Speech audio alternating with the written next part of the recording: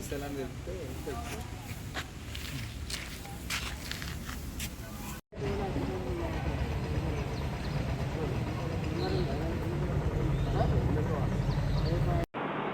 పేరు సరస్వతి.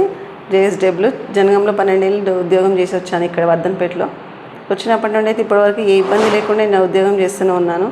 ఇప్పుడు ఈ మధ్యలో కొత్త ఆర్ఎంఓ వచ్చినప్పటి నుండి మాత్రం వేరేగా మాట్లాడుతున్నా నాతో.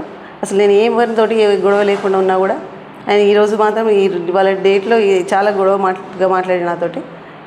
అసలు నా ఉద్యోగం ఏంది అని చెప్పేసి అంటే నేను జేఎస్డబ్ల్యూ నా పని నేను చేసుకుంటానన్న.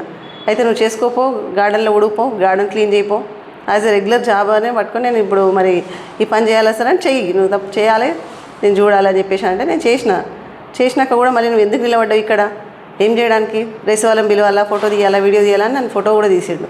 ఫోటో తీసి గొడవ చేస్తా అని చెప్పేసి మాట్లాడిండు.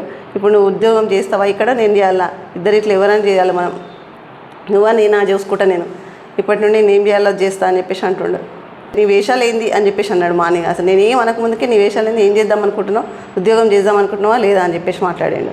నేనేం అనలేదు, అసలు నా డ్యూటీ ఏందో నేను చేసుకుంటా సార్ అని చెప్పేసి మాట్లాడినా. నా డ్యూటీ చేస్తున్నా కూడా ఇబ్బందిగానే మాట్లాడుతున్నాడు.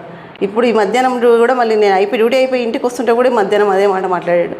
నువ్వా నేనా చూసుకుందాం, ప్రెస్ వాళ్ళకి ఎట్లా చెప్తావు నువ్వు అని చెప్పేసి అంటే నాకు బాధ అనిపించింది కాబట్టి చెప్పిన సార్ అని అంటే, ఎందుకు చెప్తావు, నాకేమైనా భయమా, నేను 10 ఏళ్ళ నుండి సీనియర్ని ఇక్కడ, 10 ఏళ్ళ నుండి ఇక్కడ ఉన్నా అంటే ఏంది, భరత్ అంటే ఏమనుకుంటున్నావు, భరత్ కోసం పెట్టుకోలేవు భరత్ తోటి అని చెప్పేసి అంటుండే. ఇప్పుడు నేను ఉద్యోగం చేయాలా ఇక్కడ ఉండాలా అనేది ఆయన మీదే ఆధారపడి బతుకుతున్నాను. నేను ఇప్పుడు అసలు నాకు ఎవరు తెలియకుండా నేను ఉద్యోగం చేసుకుంటున్న రూమ్లో నేను ఉంటాను.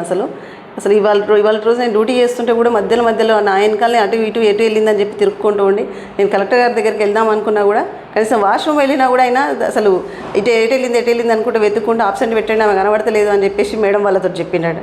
అసలు నేను డ్యూటీలో ఉన్నాక కూడా ఇట్లా చెప్పడం జరిగింది. నేను కలెక్టర్ గారి దగ్గరికి చెప్దామని చెప్పేసి అనుకుంటున్నాను, వెళ్ళాలనుకుంటున్నాను. వెళ్ళనివ్వలేదు ఇవాళ.